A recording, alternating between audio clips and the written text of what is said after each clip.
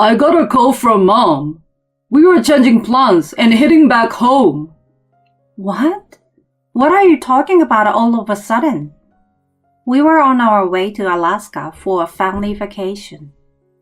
But as soon as we arrived at the airport, my husband dropped this bombshell. Mom comes first, no matter what. That's it. I'm going back alone. I couldn't believe he was serious about leaving us behind and actually going back home from our vacation spot. My name is Jennifer. I'm 30. I've been married to Taylor for 7 years. Ever since we got married, he wanted me to be a stay-at-home mom. So I've been supporting our family in that role. We have a daughter, Amy, who is about to turn 4. She's adorable, and I love her so much. But I wonder if it was since her birth that Taylor changed. When it was just the two of us, he was so kind. He used to come home hungry after work. I'm home. Is that stew I smell? Smells good. Welcome back. It will be ready soon. Go wash your hands. Got it. I will hang up my suit and toss my socks in the wash. Thanks. Please do. He was cooperative with household chores, accustomed to taking care of his own basics. However, since our daughter was born, it feels like he's regressed to being a child himself. Maybe it's because I've been so focused on taking care of our daughter that I haven't paid as much attention to him. His mother Wendy started visiting more often and even began to badmouth me. One day, Taylor and his mother ganged up on me. Hey Jennifer, Mom is here, and you didn't even think to get a cake? I can't just conjure one up. I didn't even know your mom was coming. Then go buy one now. It's rude. Right, Mom? She joined in, criticizing me. Exactly. How can my son be so sweet and you so thoughtless? I'm sorry. I will go buy one now. Just so you know, skip the supermarket cakes. I can't stand anything less than a $13 cake from a bakery. Yeah, right. I thought to myself, recalling how she wolfed down discount cream puffs from the supermarket just the other day. Despite my irritation, I headed to the bakery with my daughter. Unfortunately, my mother-in-law is extremely overbearing with her only son, my husband, ignoring our needs and demanding we visit her. The demands for visit have become more frequent, and Taylor gets moody if we refuse. If I don't accompany him on these visits, I face a lecture from her. Jennifer, why didn't you come today? She would interrogate over the phone. Apologizing didn't ease her anger. Sorry doesn't cut it. If you were sorry, you wouldn't do it in the first place. But my daughter had plans with her friends today. What? What are you talking about? Your mother-in-law is calling, and you prioritize other things? That's disrespectful. I'm sorry, but it was already in the calendar. A wife should always accompany her husband. A mother-in-law's word is law. Isn't that common sense? Which era are you living in? I wondered, frustrated by her outdated demands. Yet, as a homemaker, considering divorce isn't an option for me. Reluctantly, I've been just going with the flow. Then, one summer day, we planned a 3-day family trip to Alaska. It was our first time flying with Amy, who got excited the moment she sat down. Mommy, planes are amazing, like birds. Yes, they are. We are going to fly even higher soon. Really? I can't wait. But despite the special occasion, Taylor couldn't peel his eyes away from his phone. Sneaking a peek, I saw he was chatting with his mother. You've got to be kidding me. Even during our vacation? I thought, annoyed that he felt the need to keep in constant contact when we had already informed her of our travel plans. I swallowed my frustration, seeing Amy's excited face, and chose not to start a fight. Upon landing in Alaska, Taylor shocked me with his declaration. Mom called.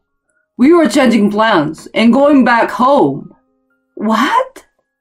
I blurted out in disbelief. What are you suddenly talking about? Going back home? We just got here. There is no choice. Mom is feeling lonely. Well, we had informed her about this trip.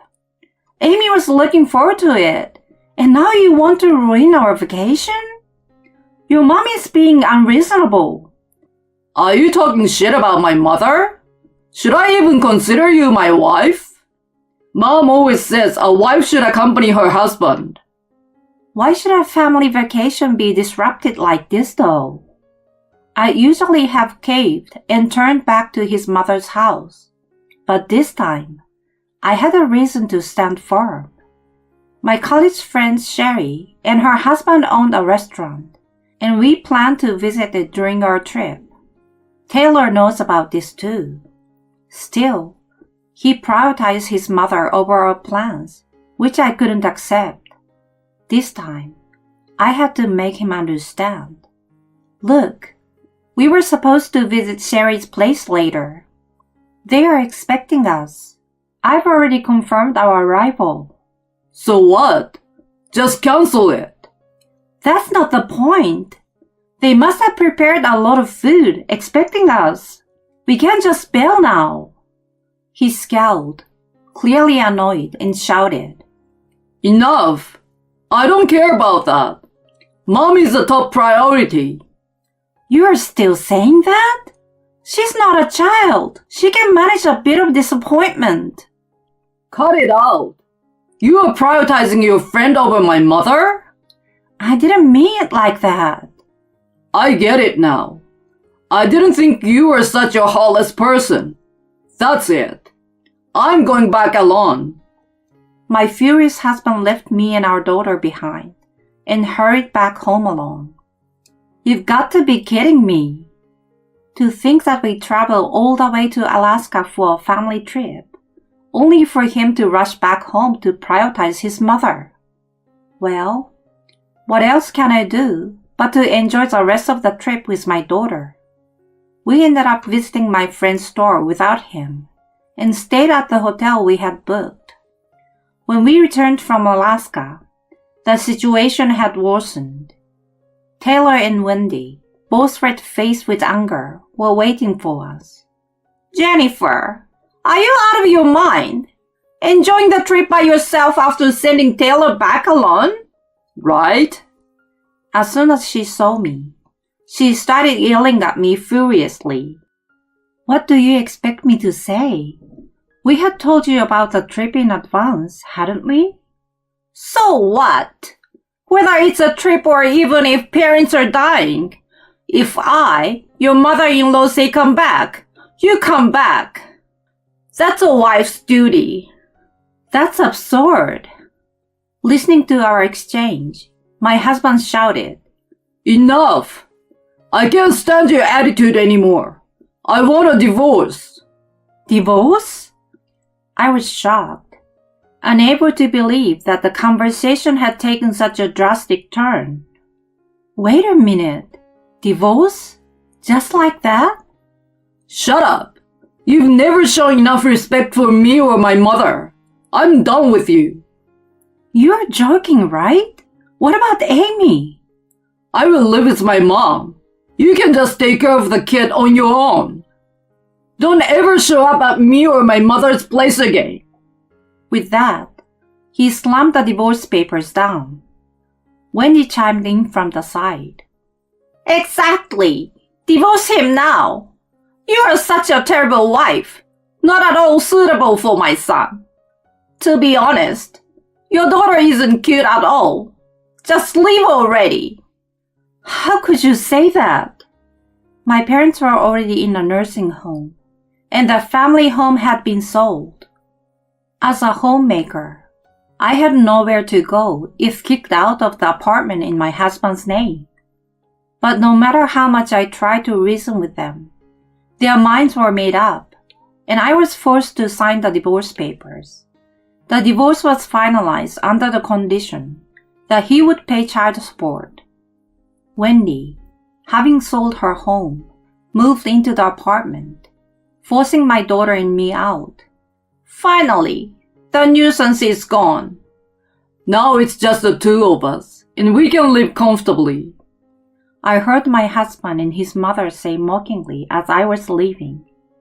Exactly. It's like a dream to be living with you again. All right. Next, I will find a more obedient and good wife. That's the spirit, Taylor. We need to find a wife who is submissive and capable. Let's not make the same mistake again. I know, Mom. I won't screw up like that again. Hearing their conversation filled me with rage. I won't forgive them. After all they have said and done, I will get my revenge someday. They can live carefree, for now that is. As their laughter faded, I slammed the door shut and left the apartment. Though I had nowhere to go, I vowed to get back at them someday. Holding my daughter's hand, I headed to a family restaurant, wondering what to do next. Then, my friend Sherry called. Hey Jennifer, thanks for the other day. Sherry? Yeah, thank you so much for the wonderful time. And sorry about my husband not being able to join. Don't worry about it. How are your husband and mother-in-law doing? Well, about that, I couldn't hold back any longer and poured out my heart to her. After listening, she paused before cheerfully offering, So why don't you come to my place? What? Your place? In Alaska? We've got extra room, and we'd be thinking about hiring more staff anyway. Could you come and help us as a live-in? Really? Wouldn't I be imposing on you and your husband? Of course not. We've got enough furniture, and there's nothing to worry about. Just come over right away. Thank you, really. Thank you, Sherry. And so, my daughter and I set off for Alaska again. My friends, who had no children, took care of everything for both of us. I worked at her restaurant and eventually obtained a culinary license. A year has passed since I started working, and just as I felt my life was stabilizing, my ex-husband called. Help me, Jennifer. Where are you? I will come to get you. I need your help. Help? I don't understand what you're talking about. Just listen. What do you want? I'm busy. Mom fell down the stairs and needs care. I'm all alone and really struggling. I can't handle work and caregiving. He hastily listed all the convenient reasons. Both Mom and I are willing to forgive you.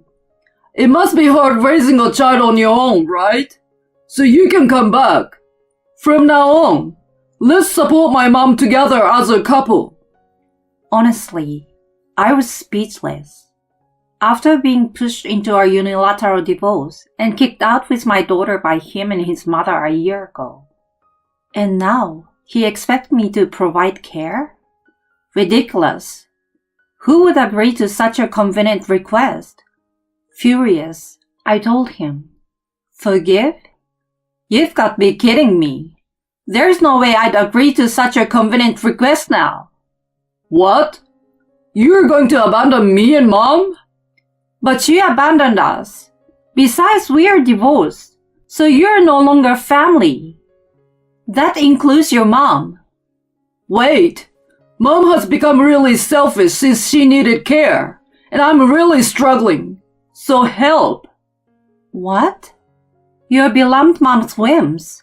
Fulfill them yourself. She's the precious mom you chose over your wife and daughter.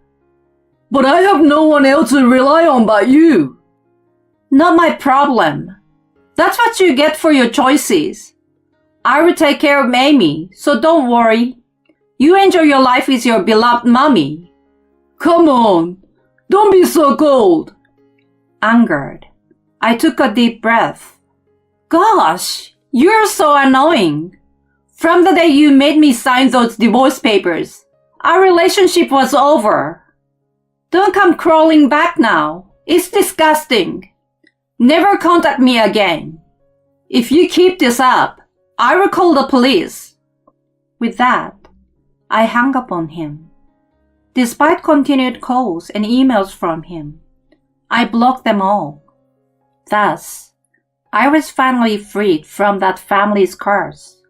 Later, unable to endure his demanding mother's care, my ex-husband quit his job and disappeared. Abandoned by her son, Wendy was passed around relatives before finally being placed in a facility. Rumors say Taylor has been trying to find me through friends after disappearing. Well, he won't find me.